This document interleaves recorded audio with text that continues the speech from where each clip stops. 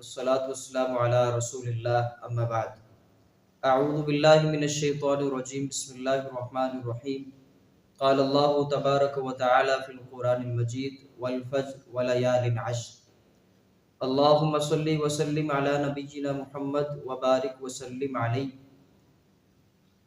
ذی الحجہ کے جو پہلے 10 دن ہیں ان کی بڑی اہمیت ہے۔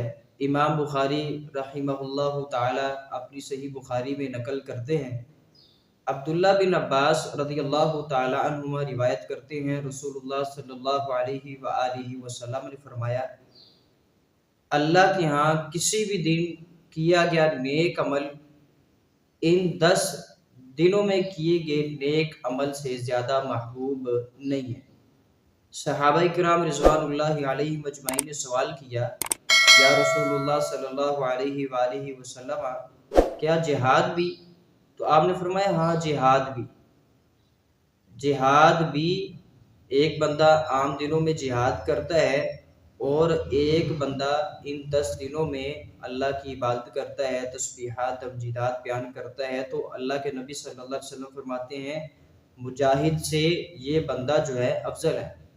پھر آپ نے فرمایا سوائے اس مجاہد کے جو اللہ کے راستے پہ نکلتا ہے، مال بھی اور جان بھی قربان کر دیتا ہے، اپنی ہر چیز جو ہے وہ اللہ کے راستے میں قربان کر دیتا ہے، اس سے افضل نہیں ہے۔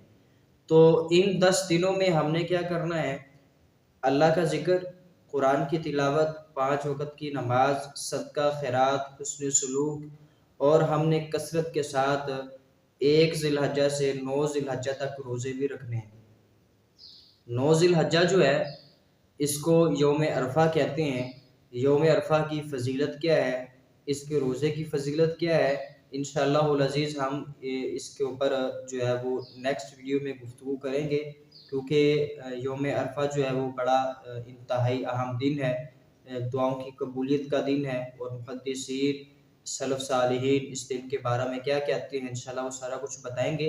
ابن ماجہ کے اندر روایت ہے، حضرت جابر رضی اللہ تعالیٰ عنہ روایت کرتے ہیں، رسول اللہ صلی اللہ علیہ وسلم نے فرمایا کہ دنیا کے سب سے افضل ترین دن جو ہیں وہ ذی الحجہ کے پہلے 10 دن ہیں۔ تو ان 10 دنوں میں اللہ کی تسبیحات کریں، تمجیدات کریں، قرآن کی تلاوت کریں، صدقہ خیرات کریں۔ اللہ سبحانہ و تعالیٰ مجھے اور آپ کو صحیح معنوں میں ان 10 دنوں سے جو ہے وہ استفادہ کرنے کی توفیق عطا فرمائے۔ اللہ سبحانہ و تعالیٰ ریاکاری سے محفوظ فرمائے۔ ھذا ما کان عندی واللہ اعلم بالصواب۔ السلام علیکم ورحمۃ اللہ وبرکاتہ۔